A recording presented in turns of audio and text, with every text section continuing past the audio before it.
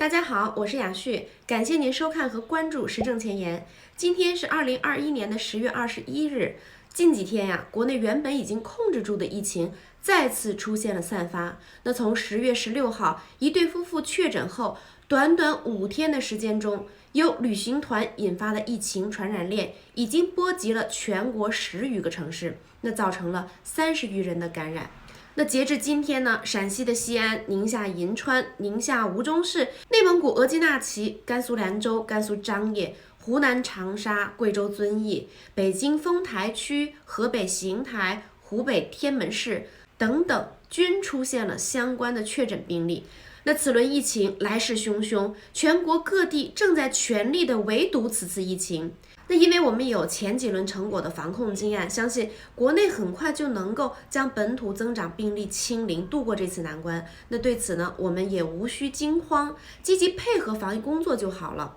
那在国内此次疫情散发的同一时间呢，国际社会上也发生了2件关于新冠疫情的大事，值得我们密切关注。那第一件事就是与我国关系目前越来越好的邻国俄罗斯，国内疫情突然迅速蔓延。目前俄罗斯国内确诊人数已经超过了800万人，因疫情病逝的人数已经超过了22万人。那对于人口只有1.44亿的俄罗斯而言这个情况可以说是非常的严峻了。在这个背景下呢，俄罗斯总统普京就正式宣布，为了应对新冠疫情，俄罗斯将于10月30号到11月7号全国放假。那俄罗斯各地的政府呢，也可以根据本地的疫情实际形势，于10月23号之前提前放假，或于11月7号之后延长放假。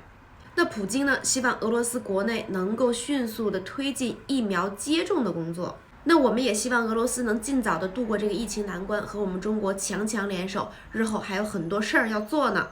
那这第2件事就非常严肃了，就是关于新冠疫情的溯源问题，又有最新的消息了。据报道，近期有黑客出售以色列情报机构控制的间谍软件飞马的数据库。那该数据库呢，就包含了大量的美军士兵通讯记录。据报道，有人将数据库买下之后，调出了有关新冠病毒传播的相关记录。令人震惊的是什么呀？这其中详细记录了2019年武汉军运会期间美军士兵及其家人的新冠病毒感染的情况。那在部分士兵来华之前呢，他们的家人和朋友就有疑似感冒症状了，甚至还出现了不明原因的死亡。那值得注意的是，被我国外交部多次提及的美军生物实验室德特里克堡 Fort Detrick 也在这份文件中出现了。那据报道呢，当有人试图联系数据库中记录的那些士兵进行采访的时候，美国军官对其进行了阻止。那以色列间谍软件飞马究竟是何方神圣，竟然能够监听到美军的通话记录？事实上这并非没有可能，因为今年7月，美国的10家媒体就共同披露了一款名叫飞马的间谍软件，在全球至少有50多个国家被用来监视人权活动人士、记者和律师，涉及人数可能高达5万人。那甚至连几位国家的元首和总理的名字也出现在了这份名单上，甚至法国总统马克龙的手机号可能在2019年就成为了飞马恶意软件监视的电话号码了。那这个事件当时还惊动了联合国出来发声，可见飞马间谍软件当时监听人数之多。那在这儿我们必须指出的是，关于美国参加军运会之前就已经发现新冠病毒的猜测并非空穴来风。